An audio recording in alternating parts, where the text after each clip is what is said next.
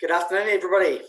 Welcome to the webinar for today, featuring Marcus Burke from the National Transport Commission of Australia. We've just kicked off, so we're waiting a few minutes just for a few more people to join, get their technology sorted. It's great to see so many of you getting here on time. We'll give the tardy people a few minutes to get their Zoom working and join us. Very much looking forward to today's presentation from Marcus. As most of you be aware, Australia is doing great things in trialling autonomous vehicles, but as he's going to tell us, they're also preparing for deployment of commercial autonomous, or I should say automated vehicles. So we'll look forward to hearing more about that shortly. I'm the Executive Officer for ITS New Zealand. If you don't know, ITS New Zealand is a membership-based organisation. We're supported by our members. And there's a quick look at some of our gold and silver members who make this all possible, supporting events such as our webinar series. This is one of our TTEC series. So TTEC series are our international expert series.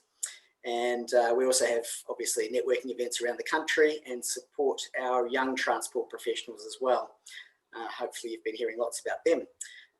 Head across to ITS New Zealand or itsnz.org to find out more about us if you're not too familiar yet. I'm going to introduce Lee McKenzie, who is our Vice President of Events, and she's also Manager of Future Transport at Waka Kotahi, which is our New Zealand transport agency. And she'll then introduce our speaker for today, Marcus. Take it away, Lee. Thanks, Marcus. Kia ora koutou katoa, everybody. As Simon mentioned, my name's Lee McKenzie, and I am the Portfolio Manager for Future Transport at Waka Kotahi and also a member of the ITS New Zealand Board. It is my absolute pleasure to welcome and introduce our speaker today, Marcus Burke. Marcus is the Executive Leader, Future Technologies at the National Transport Commission in Australia. Marcus leads the team at the National Transport Commission developing the regulatory framework for automated vehicles in Australia from trials through to commercial deployment. He has led the NTC's automated vehicle program since its inception in 2016 and has presented at conferences both in Australia and internationally on the legal issues associated with automated vehicles. Marcus previously led the national reform of chain of responsibility legislation for heavy vehicle safety in Australia, and he joined the NTC from the private sector in 2011. On a personal note, I've been lucky enough to hear a number of presentations from Marcus over the years and also participate in a number of forums with Marcus. He's hugely knowledgeable in the area of autonomous vehicle regulation and highly regarded and respected in this space, both within Australia and internationally. And on that note, I'd like to hand over to you, Marcus. Welcome. Thank you. Thanks very much, Lee, for the kind words, and thank you to ITS New Zealand for the opportunity to speak to you today. So as Lee mentioned, my name is Marcus Burke. I'm the Executive Leader for Future Technologies at the National Transport Commission. I'll be presenting today very much an Australian perspective on the issues. I'm conscious some of the challenges we have due to our federal system are not issues that you experience in New Zealand, but we are facing some similar challenges in terms of how we support automated vehicles in the future. So hopefully the issues and some of the proposed solutions do resonate with people. We do have a regular catch-up with the Ministry of Transport, and we're also in regular contact with NZTA. And we do really value the knowledge sharing with our counterparts in New Zealand. We're all facing some common challenges, and it's great to have a range of different perspectives and a range of minds looking at them. In terms of what I'll cover today, I'll be focusing on how Australia's preparing the legal framework for automated vehicles. I'll talk a little bit about automated vehicles in general and some of the work being done on trials. Before going through 5 key issues that we're working through, 5 key questions to set up the legal framework for automated vehicles. There should be plenty of time for questions at the end, and it'd be great to get some questions from the audience as well. So with that, I'll jump into the presentation. So just very briefly, the National Transport Commission, we're a policy reform agency in Australia, based down in Melbourne. And our role is to try and improve the safety, productivity, environmental outcomes and efficiency of our land transport system. So we work a lot with our state and territory governments, along with the federal government, in order to get nationally consistent reforms in land transport. We've been working on automated vehicles for the last 3 or 4 years, and I'll introduce just some of the basic concepts before going into some of our work. A lot of this may be familiar to many of you, but just to make sure what we're talking about is clear. So what are we talking about in terms of an automated vehicle? So it's vehicles that include an automated driving system, and essentially that are capable of monitoring the driving environment and also operating and carrying out the dynamic driving task. Point down the bottom there, this could be a range of ways this technology is deployed, from vehicles based on existing vehicle types and models to new types or even aftermarket fitment to existing vehicles. So that's creates some challenges around how we manage those different scenarios. When we're talking about automated vehicles, we're talking about levels 3, 4, and 5. So this is from the SAE standard.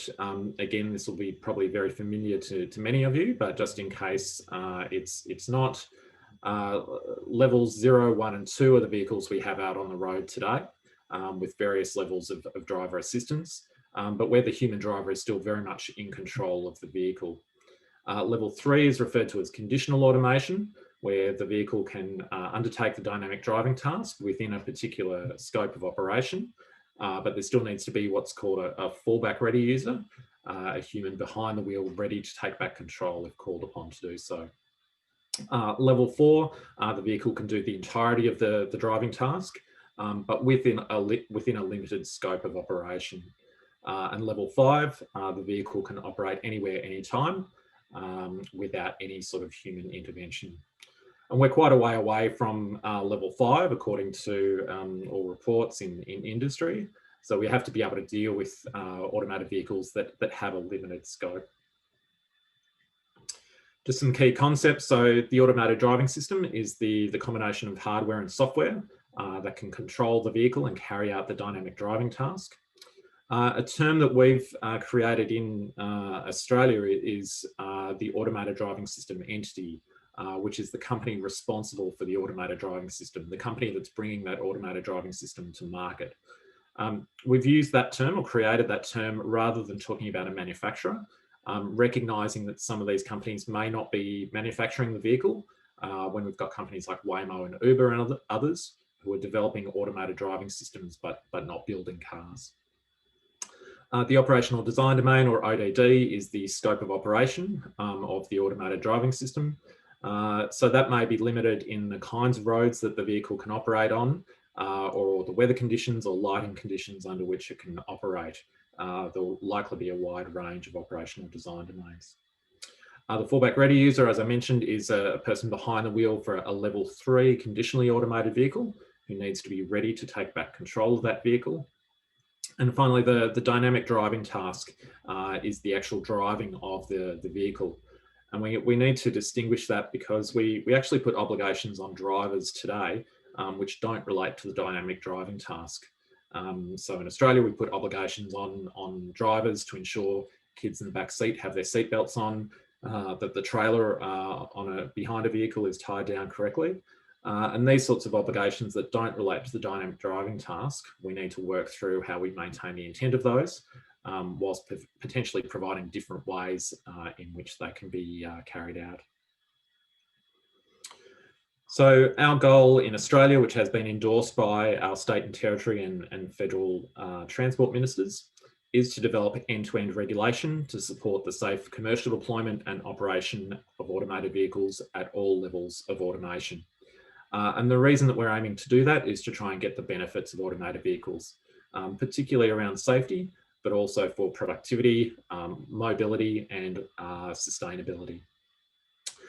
So in setting out that goal, we recognise that there's a range of regulation that needs to change. It has to be end-to-end, covering the whole life cycle of a vehicle. We're trying to support commercial deployment, so going beyond trials. And we are looking to set up a general framework that can support a range of levels of automation and a range of different kinds of deployment. We do recognise there's other things that need to occur to support the deployment of automated vehicles, potentially changes to infrastructure, other operational systems, public education. I won't focus on those today, but there is work going on in some of those areas, and happy to take some questions around that. The way that we're approaching this challenge, the kinds of principles that we're applying to it, to focus on safety as the priority, to ensure that we're giving legal certainty both to industry but also to consumers, that we're putting the responsibilities on the parties best able to manage the risk, I think is a really important principle. We're aiming to develop regulation that's outcomes based, not prescriptive. And I'll talk a little bit about the uncertainties that we're dealing with that leads to that approach. We want to be internationally aligned, given that Australia is a relatively small market for vehicles.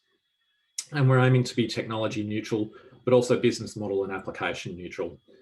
We don't want to pick winners amongst technologies or amongst kinds of applications that might be developed, but again, try and develop a general framework that can be used for a range of models, and models that may evolve over time. So that leads into the last item, which is that ability to evolve over time, as we see this sector as being quite dynamic. I'll touch on briefly trials before talking in more detail about the regulatory framework. So Austroads has a site that tracks trials both in Australia and New Zealand, and I encourage you to jump on there. They're also in the process of looking to develop a more detailed database of trials to better record outcomes of trials going forward. In Australia, we have guidelines for automated vehicle trials. These were developed by the NTC and in conjunction with Austroads back in 2017. And we've just over the last 12 months actually reviewed those guidelines and just published yesterday the new version of them, which we just recently had approved. So those guidelines effectively set the kinds of conditions that we would expect companies to meet in order to seek an exemption or a permit to run a trial. So it's things like ensuring there's a clear scope of operations, that there's a safety management plan in place that identifies the key risks and how those are to be managed, that there's appropriate insurance for the trial, and that the companies agree to provide certain data on the outcomes of trials and any incidents that might take place, such as crashes. So those trial guidelines have been very helpful in supporting trials taking place. We've now had about 30 trials in various places around Australia, most with quite limited operational design domains, limited scope. So one of the challenges is how we build on that and expand to larger and broader trials in the future. So one of the challenges we have in looking at regulation for automated vehicles is all of the unknowns in this area. So we don't know exactly when this technology will be coming, and it has changed a bit over the last 12 months with COVID and the associated economic downturn. We don't know exactly what applications will be the most successful, what the mix of technology will be, what business models will evolve, what the consumer take-up will be, how it will change consumer use or behaviour, and hence ultimately what the impacts are. So that creates a lot of challenges in trying to develop this regulatory framework, but we believe it is something we need to develop ahead of time in order to support these deployments, because our legal framework at the moment simply doesn't allow for automated vehicles. We did do some work back in 2016, 2017, looking at what those barriers in legislation might be. And we actually found hundreds of barriers in current legislation. And that's due to the fact that existing legislation assumes a human driver, and we have a lot of legislation that puts obligations on drivers. So once you take that human driver out, it doesn't work as planned. And so there's a range of areas that we need to reform. Excuse me. The other challenge that I just want to mention is existing regulation is not designed for automated vehicles. So in a very simplified view, we currently regulate both vehicles and drivers very separately. So on the left-hand side there, at market entry for vehicles, we have at the federal level a Road Vehicle Standards Act, which is aimed at manufacturers and setting the standards for new vehicles. Whilst a vehicle's out on the road or in service, we have vehicle standards and roadworthiness requirements to try and ensure that vehicles continue to operate safely for the 5, 10, 15 years that they might be out on the road. On the right-hand side there for drivers, we also have an approach at first supply or market entry, if you like, which is driver licensing. And we then have things like road rules to ensure that drivers continue to operate safely. When we have a vehicle with an automated driving system, it touches on all of these different areas. So that's again creates a challenge about how we regulate and also who should have responsibility. And what our ministers have agreed is that it is this automated driving system entity, the company that is bringing the technology to market, that should be considered to be in control of the vehicle and have responsibility for it. So with all of that as introduction, there's 5 key questions that we're working through to establish this legal framework for automated vehicles. So firstly, simply asking who is in control of an automated vehicle? Who do we put these obligations for drivers onto for an automated vehicle? How do we ensure that automated vehicles are safe when they first enter the market? So what are the standards that we actually assess them against before we allow them out on the road? But then 3, how do we ensure that they continue to operate safely throughout their life? So we don't want automated vehicles that are perfectly safe on day one, but progressively deteriorate whilst they're out on the road. And it's a particular challenge here where the automated driving system will need to be dynamic. It will need to be updated over time due to changes in infrastructure that might take place, changes in road rules, changes in cybersecurity threats, changes even in the mix of vehicles that are actually operating out on the road. So how do we ensure that those vehicles continue to operate safely? How do we manage injury insurance for automated vehicles? And this is one area where we have quite a different system in Australia to New Zealand, but I'll talk about briefly. And finally, how do we manage access to data? So I'll talk through each of those 5 questions in turn to give you the overview of where we are. So firstly, in terms of control, on the left-hand side there, we've got along the top the different levels of automation, and then who is considered to be in control at each level. So levels 0, 1, and 2, it's as it is today, the human driver in control of the vehicle. For levels 3, 4, and 5, it's the automated driving system entity. So again, the company that is bringing the technology to market, who is considered to be in control of the vehicle when it is operating in automated mode. And we think that's really important, that the company who has the most control over the safety of the technology and the appropriate operation of it should be considered to be in control when that automated driving system is operating. There's a little bit of complexity around level 3, which is again conditional automation.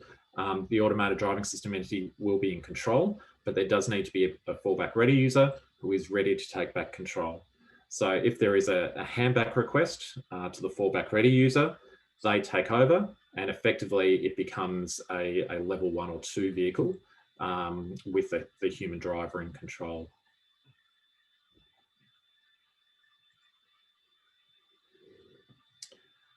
So that was the question of control. The second question is how we assess safety at first supply when new vehicles enter the market.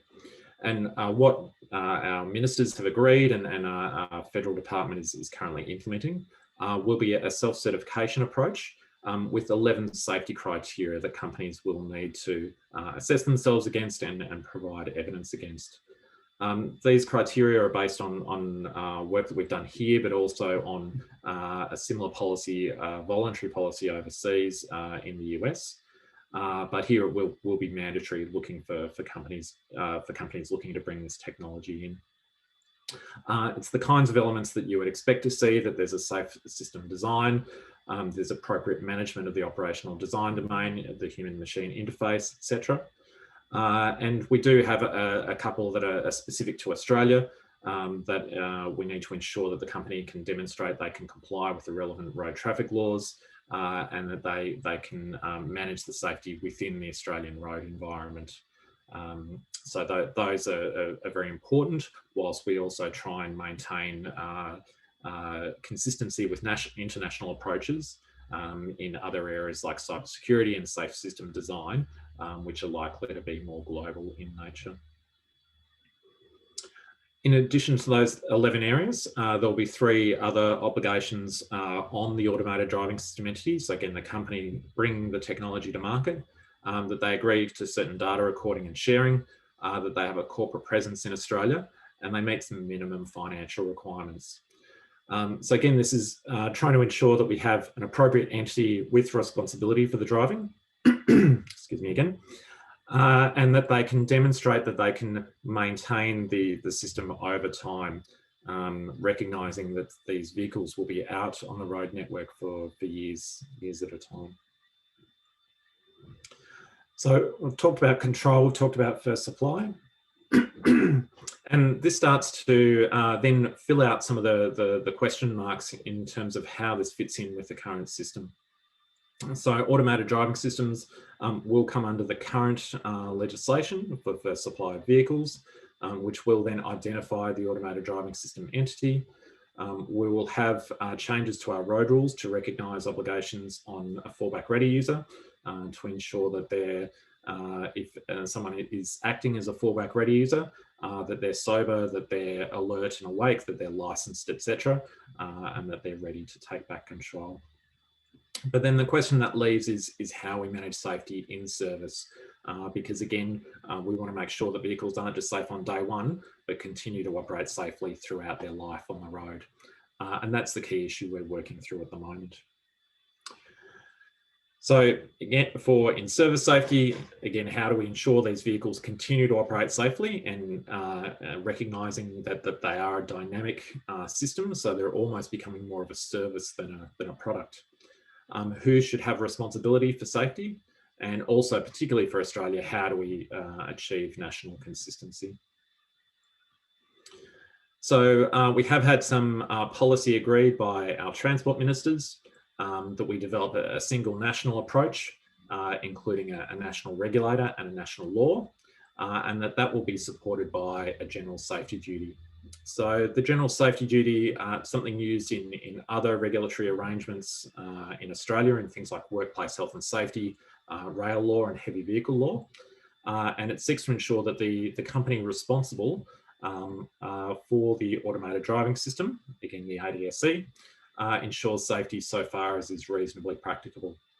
And the benefit of that general safety duty is in setting that overarching duty with an outcomes focus on safety, that we can avoid the need for a lot of prescriptive regulation that sits underneath, and really put it back on industry to determine how best they meet that outcome around safety, and allow those solutions to also evolve over time. So with those elements agreed, we're now working on the detail of what that national law will cover, and with a view to returning to ministers in the first half of next year. So just recently in October, we published a discussion paper on these issues, which we're now consulting on, again, including the content of this National Automated Vehicle Safety Law, the scope of this general duty, and the powers and functions of the regulator. So some of the key topics that this discussion paper covers and that we're currently working through includes those duties on the ADSC, how we manage changes in the market, so transfer of those responsibilities over time. An important question which we haven't focused on much in the past, which is modifications. So how do we deal with modifications to automated vehicles, which includes scenarios like someone installing a device at home into their existing vehicle. It might include companies upgrading level 2 vehicles out on the road through a software update to add automation. or it might include other scenarios where changes are made to, say, increase the operational design domain of the vehicle. So we need to ensure that there's appropriate oversight to ensure the safety of those different scenarios, and that any automated vehicle that is out on the road, regardless of how it got there, can meet a similar set of safety requirements. Again, we're also looking at issues like the regulator's functions, compliance and enforcement powers, how roadside enforcement will work, and things like the interactions with police and other emergency services, as well as issues like data exchange. So there's quite a wide variety of topics there, and it's probably modifications that has generated the most discussion over recent times. So that work, again, we're currently out for public consultation. Submissions are due early December, and we're planning to report back to ministers in the first half of next year. So that's the key one we're working through at the moment in service safety. I'll talk briefly about two other topics, motor accident injury insurance and data. So on motor accident injury insurance, and again, recognising we have a different approach to insurance in Australia compared to New Zealand. We currently have compulsory third-party insurance for motor vehicles in each state and territory, but all of the systems are slightly different. What's been agreed by transport ministers as a principle is that no person should be worse off financially or procedurally if they are injured by a vehicle whose automated driving system was engaged than if they are injured by a vehicle controlled by a human driver. And what that's trying to get to is that there should be an equality of outcome, regardless for an injured party, regardless of who was in control of a vehicle. And we think that's the right approach to ensure that we're giving certainty in particular to consumers about how they'll be treated, but also certainty to industry around what the expectations might be. And recognising that automated vehicles should actually be safer than human-driven vehicles out on the road, but there will still be crashes, and we still need to be able to account for those and protect injured parties. So we've talked about control, safety at first supply, safety in service, and insurance. The fifth and final topic I wanted to talk about is vehicle data and access to data. We will be looking at, as some of our in-service safety work, things like crash information and data that the regulator should have access to. But we've also done some broader work around vehicle-generated data. So this is not just related to automated vehicles, but across the whole vehicle fleet. That new vehicles are capturing an increasing volume of data from a wide array of sensors. And this creates some opportunities for governments to potentially use this data where appropriate to improve road safety, to improve network efficiency, to improve investment decisions and decisions around maintenance of the road network. So the kind of scenarios we're thinking about here is if vehicles were able to communicate when the driver put the vehicle's hazard lights on and communicate that back to the road manager, potentially there would be an ability for the road manager to respond more quickly to a crash that, say, happened on a freeway, be able to clear that more quickly and reduce the congestion impact. If vehicles were able to communicate when the electronic stability control engaged and the location of that, and if several vehicles identified that same issue in the same area, again, it may allow road agencies to respond because there might be ice on the road or a spill or some other issue with the surface that was triggering those events. And there's a whole range of different scenarios that you could work through where vehicle generated data can assist road agencies in their decision making. So we've been looking at this over the last 12 months. What we found is that there's a lot of great opportunities, but we are still at a very early stage. There's few vehicles that are connected. Data's not being captured consistently. Road agencies are still trying to understand what the highest benefit use cases are. We don't have agreed data standards, data sharing agreements, etc. However, having said all that, there's a really strong support for collaboration from both industry and government to try and look at what the opportunities might be in the future. So coming out of that work, the NTSC and Austroads is going to establish a joint government and industry working group to look at access to and the use of vehicle generated data. And that group will actually look at both data from vehicles that can come back to road agencies, but also tie in work being done by Austroads, looking at data produced by road agencies that can assist vehicles. So that's things like speed zone information or information about the location of roadworks that may assist connected and automated vehicles to operate safely on the road network. So that working group will initially focus on the vision and principles for data sharing in Australia, and with a view to starting to develop what the use cases and priority areas might be. So that was a very quick run through of a lot of work that's been going on over the last 3 or 4 years. Again, covering off who's in control, how do we look at safety at first supply, how do we ensure the vehicles continue to operate safely throughout their life on the road, insurance and data. So again, all of that is seeking to come together to develop this end-to-end regulation so that we can support commercial deployments of automated vehicles in Australia. Again, with a view to ensuring that we can gain the safety, mobility, productivity benefits to Australians of this technology. We think there's huge benefits available in future, but we have to make sure that we get the framework right to allow those deployments to take place and ensure that they can take place safely. So that's again a very quick run through. I'm happy to take questions, and thank you again to Lee and to ITS New Zealand for the invitation to come and speak today.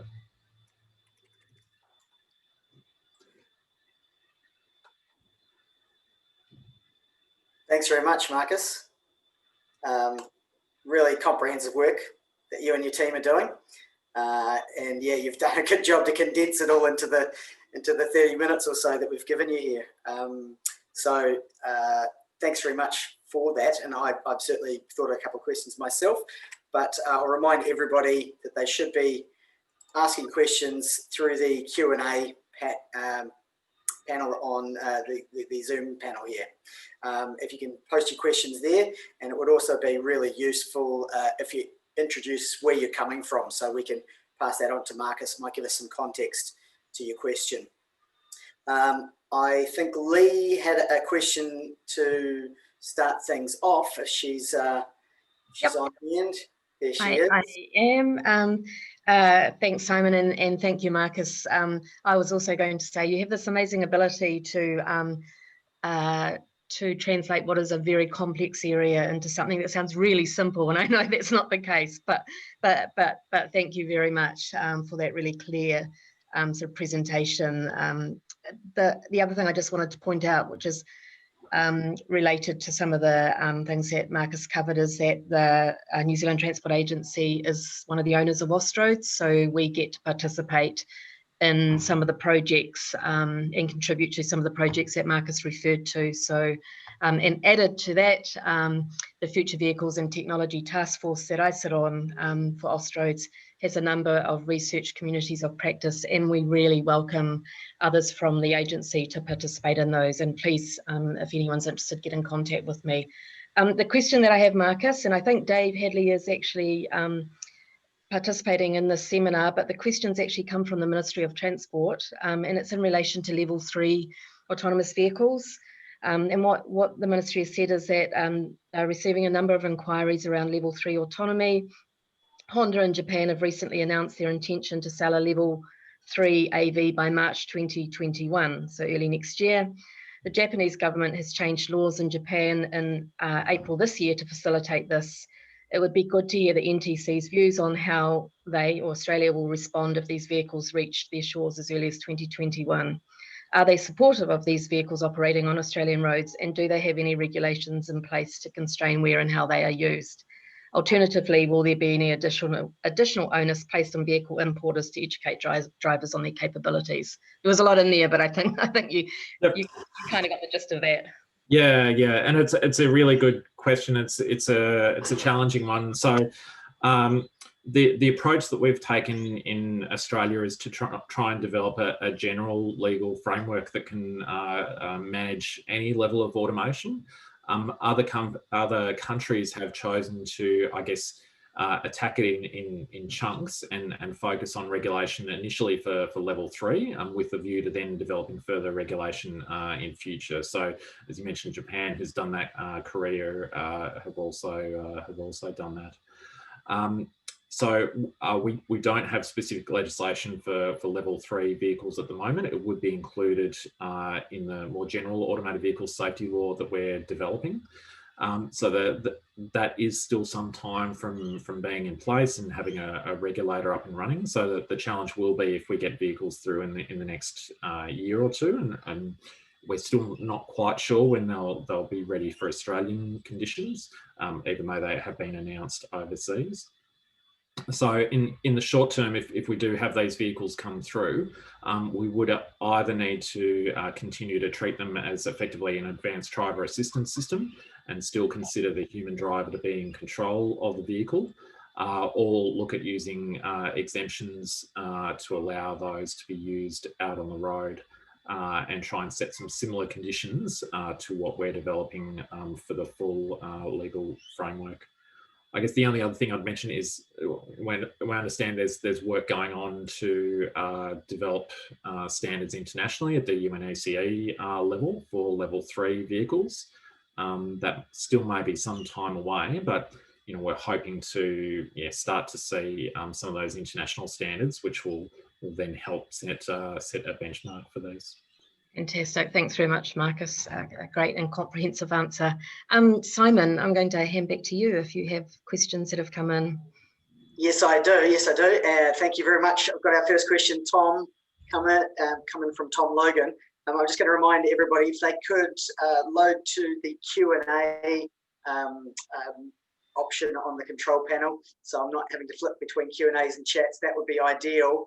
And again, just introduce yourself before the question so I know where the question's coming from. That'd be really appreciated. So question from Tom to get things started from the audience is in relation to data sharing, and I knew this one would come up definitely. I presume you did as well, Marcus. Yep. Is there a privacy aspect to data sharing? That's fairly broad. I'll let you go. Yep. So the short answer is absolutely. There is a privacy aspect to it.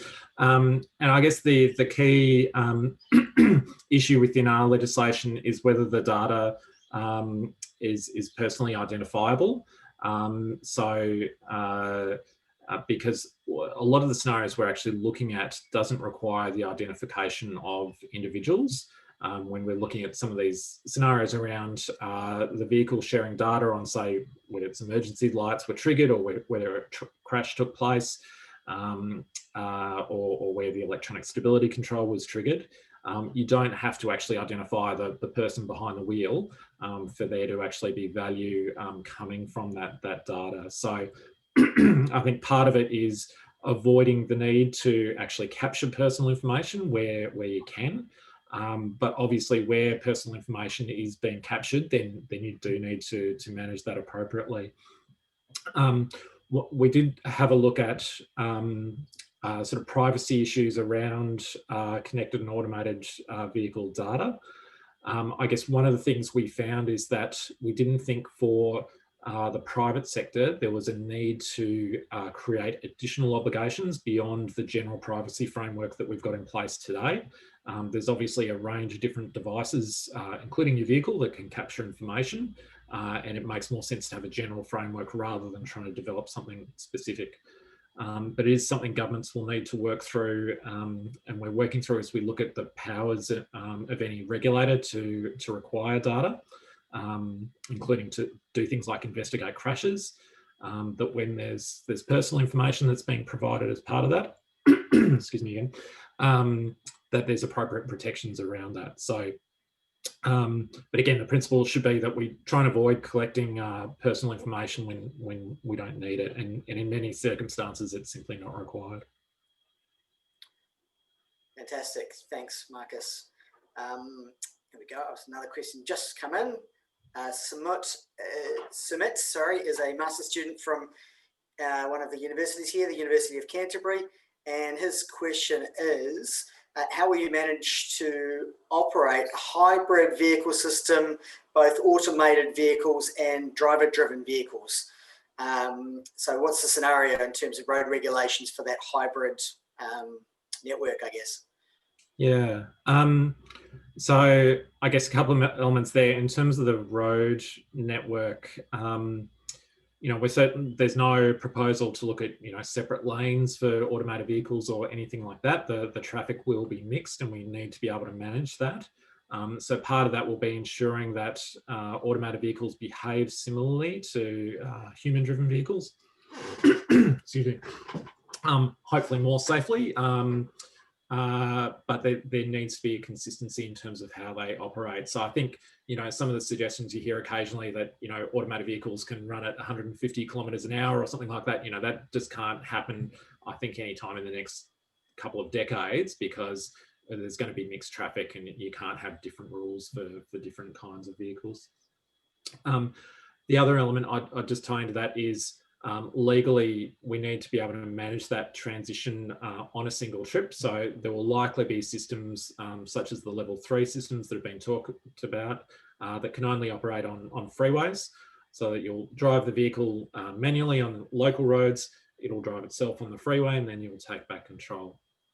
So we need to make sure that it's clear who is in control at any particular time, and that there's a way to actually interrogate that so that that's recorded in the system.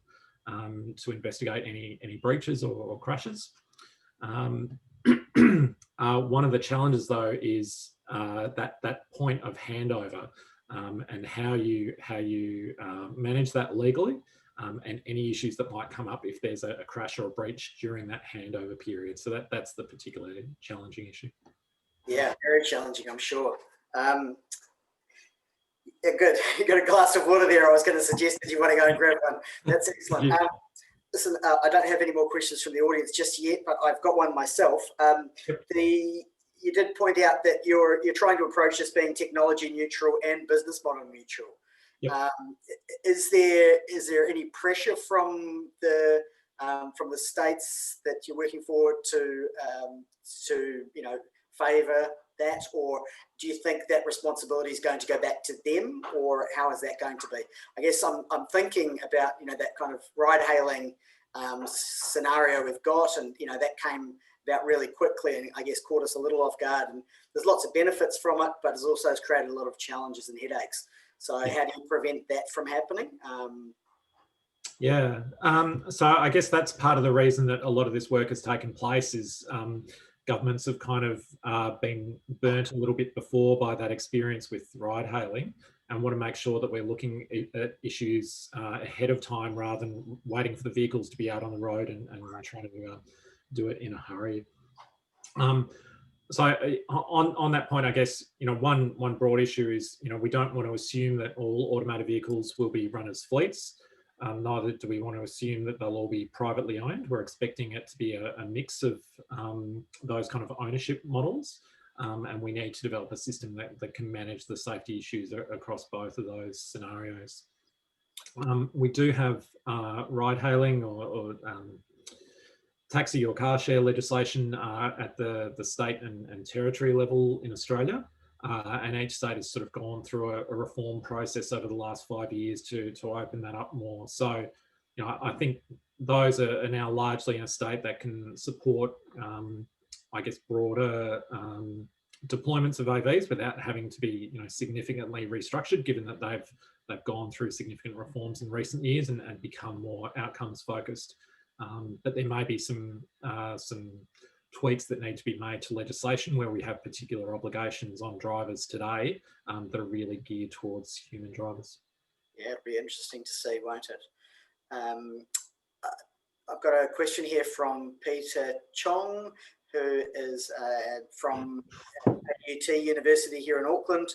and he's suggesting that it seems impossible that one country could make the standards for AV safety or performance, because it needs to be accepted by many countries, or I guess car makers. And is there any international organisation that has a joint effort to regulate or propose standards of AVs? What's the update on progress of that organisation? So there is an organisation called the UNECE, the UN Economic Commission for Europe, which has a couple of working groups, one which is focused on vehicle standards and another which is focused on road rules and driver licensing issues and those kind of issues. So, and Australia has historically as a policy followed those UNECE standards. Now, not every country follows those. The US, for example, kind of do their own thing. But we would certainly be looking to follow those standards as they evolve. I guess for some of these areas, we don't think they lend themselves to technical standards. And so we're also following some of the policy decisions in the US and elsewhere. As I mentioned, they have a federal automated vehicle policy, which has a similar set of safety criteria to the one that we have agreed to here. And we think some of those are generic enough that all countries would support the approach to them. The UN standards, they do generally take a long time to develop, and historically they have actually trailed the technology. So cruise control might be introduced by companies, and 10 or 15 years later there'll be an international standard on how it should work. That's not really going to work in this scenario where we need to have some of these frameworks in place prior to the vehicles coming out on the road. So we expect those standards to develop over time, and that will feed into the approach in Australia once we have those international standards to refer to. But we expect the technology will probably always be a little bit ahead of those international standards, and there'll just be things that they are never designed to cover. That's great. And sorry if I've missed this already, but I'm just going to add on an extra question to that. How do you see it playing out beyond this piece of work that you're doing at the moment? How organic is it going to be? Or, very difficult for legislation to move quickly. I guess that's part of the thinking in developing things like a general safety duty and trying to have an outcomes-based approach. That the idea is that it should be able to support both a small delivery vehicle, but also an interstate trucking operation, a low-speed shuttle, and a personally owned sort of standard vehicle. That we have a system that can support the safe operation of the automated driving system, regardless of what kind of vehicle it sits in, and that can support that technology to evolve over time. So again, if we have a general safety duty, rather than trying to talk about particular kinds of sensors or whether LiDAR is required versus cameras being required, we can put all of that back onto industry and ensure a high standard of safety whilst allowing those solutions to evolve over time. Great. I've got a question here from Depeche, who is a designer for NZTA, and it's a good question I've heard a little bit of recently, so it'd be interesting to hear your thoughts on it. He's asking about behaviours or human factors versus AI factors. So the challenge is, for instance, for humans in that kind of mixed environment, or there's pedestrians or cyclists, vehicle level 0 drivers interacting with level 3 vehicles, and you currently, he's using as an example, you've got things like eye contact or hand gestures to communicate or acknowledge each other and respond. So an AI, how is the AI going to know that you're the right person that it's picking up? What are you thinking there? So there's a range of challenges there. So I guess what we do have as one of the safety criteria the human-machine interface, and that's both so that companies will need to demonstrate that they've got an appropriate human-machine interface, and that's both interfacing with the people in the vehicle, but also the people outside the vehicle. There's been some interesting work done in Europe on this and how humans interact with vehicles today. And whilst we occasionally use things like eye gestures, the findings were generally we look at the way the vehicle's moving and we track that very closely. It's actually not generally so much about interacting with the driver. But some of that is leading to, how does the automated vehicle actually communicate with other users on the road? So there may be a need for other lighting arrangements in addition to the traditional indicators on a vehicle to say, let a pedestrian know that the vehicle stopped and is giving way. So replicating the kind of hand wave that we might do. But there's a lot of unknowns around this area. I was in a vehicle in a trial in WA, and I'm pretty sure I saw the vehicle in front of us actually flash its lights at the automated vehicle to let it know that it could go through, which the automated vehicle had no idea what to do with it at the time. But yeah, there's a lot of those scenarios we need to work through, and as the question sort of pointed out, this will evolve over time as people change their behaviour around automated vehicles. I think one of the concerns I've got is people might just start to step out, onto the road because they've got full confidence that all the vehicles will stop for them. So, it's the equivalent of people waving their arms in front of the closing elevator door. At some stage that was probably quite a risky thing to do, but over time people developed a lot of confidence in doing that. And I think, yeah, there's some challenges there that we'll need to continue to watch closely we can learn from trials, but we'll need to continue to watch closely during deployment. Thanks very much. That's an interesting one, isn't it? Lee, do you have any more questions from your side? No, not from me, Simon. No. Okay, well, look, I was just about to start wrapping things up, but we have got a final question, and we do have time if you don't mind, Marcus. Yeah, of course. Okay, great. So this is from Athith, I hope I've pronounced that correctly, who is an intern at Wakakatahi, so that's the transport agency here. Lee, perhaps you know the pronunciation. Companies like Tesla rely on real road data on fine-tuning their models and assisting their AV technology, therefore potentially increasing the safety and efficiency over time. So is there likely to be any government assistance in this aspect to assist the manufacturers? And also, what would be other infrastructural developments you think that might provide real-time data for AV vehicles? Yep, that's a really good question. And again, this is a challenging one. So one of the challenges is, even if we wanted to build a road today for an automated vehicle, there's no clear spec to build it to, because there's different requirements from different companies. So, it's not clear what would be an appropriate road for all types of AVs and all types of technologies. Other than we know today that things that are generally good for human drivers are also good for automated vehicles. So things like clear line markings, clear signage, consistent signage, all of these things are valuable for automated vehicles.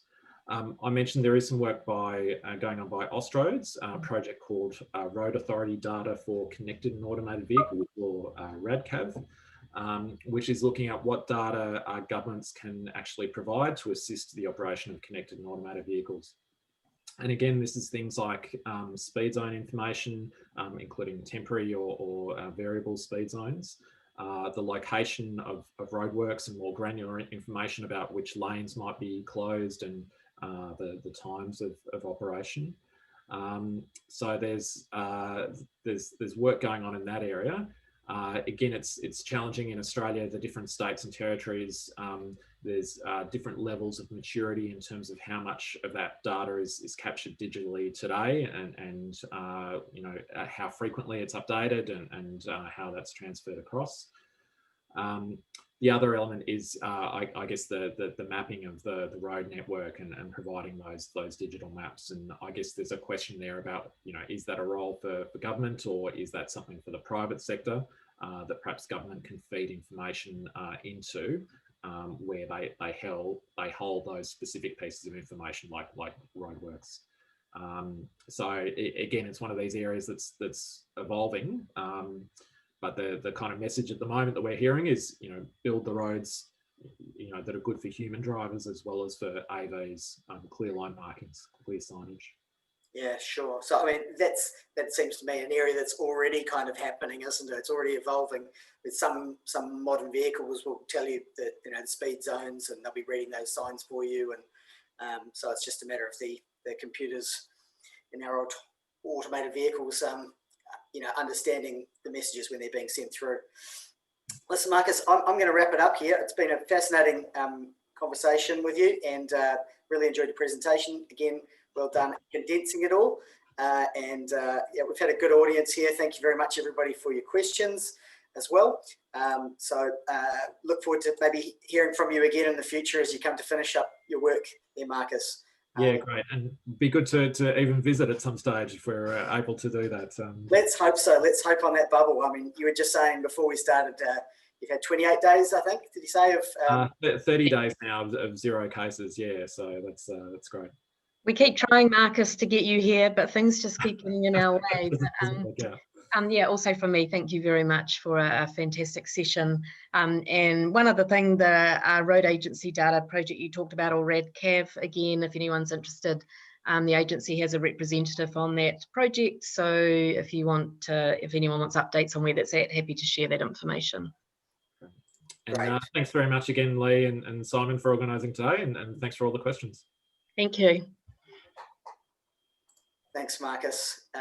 Anybody else who's interested, we do have some more events coming up in the very near future, so I'll quickly wrap those up. You might look out for next week on December 8th, another one from Australia, the Austroads Future Vehicle Report coming up with John Wall, who's from Austroads.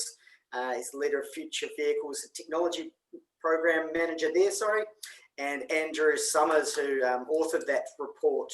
And he's a very well-known consultant and very well-respected speaker as well.